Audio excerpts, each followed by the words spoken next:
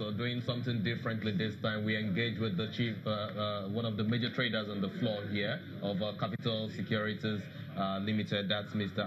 Tsaku. Thank you for joining us. A major trading session we had yesterday when we saw some huge crossing on the share price of Zenith Bank. Huge 252 million units of shares traded for some 6.6 billion naira. How would you say that really impacted the market? Yeah, I mean, that was both a spike, significant spike, so to say, in terms of volume and valuation.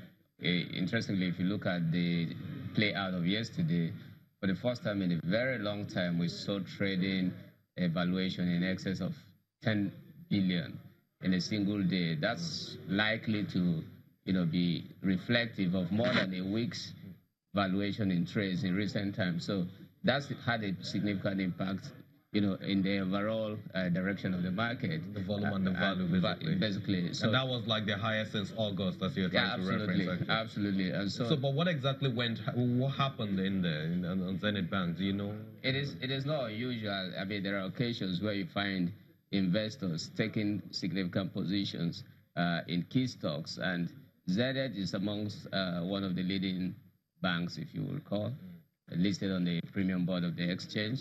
So that tells me there's significant traction in the stock from investors.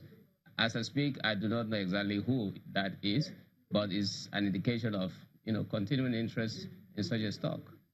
Okay, we know that whenever it's October, November, the fourth quarter of the year, usually you see investors coming in to take advantage of all of these low prices in the market. They try to take position in it. But this morning, we've also seen it moving higher. It's up already by some 0.10%. That's a Zenith Bank. So yesterday it closed at 24 naira, and today we're seeing it as 24 naira 10 kobo. Right. Do you expect this level of momentum to continue till the end of trading today on that particular company? And of course, with attendant effect on the sector that it represents now, that's the banking sector, because Unity Bank is also one of the major companies right now we're seeing gaining in the market.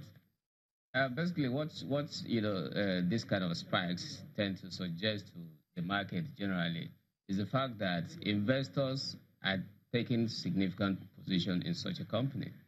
Now, the message in that inherent for other investors is that if there's no real value in such an entity, why would anybody want to put so much stake in it? And therefore, that information element of it tends to drive prices of the stock. However, that is not necessarily the key indicator as to whether the price will go up or not. Of course, I mean, price oscillation is a daily affair. And depending on the direction of the market globally, you tend to see this kind of spikes creating some new dimension in terms of perspective for the average investor. So if I'm one that has been sitting on the sideline and I see such trades taking place, it does suggest to me that, look, what I'm looking at is likely to be some value inherent in there. And why wouldn't I want to key in? But does it also signal the fact that a major investor is coming into that company? Yeah, I mean, for every sell, there is a buy. And for every buy, there's a sell.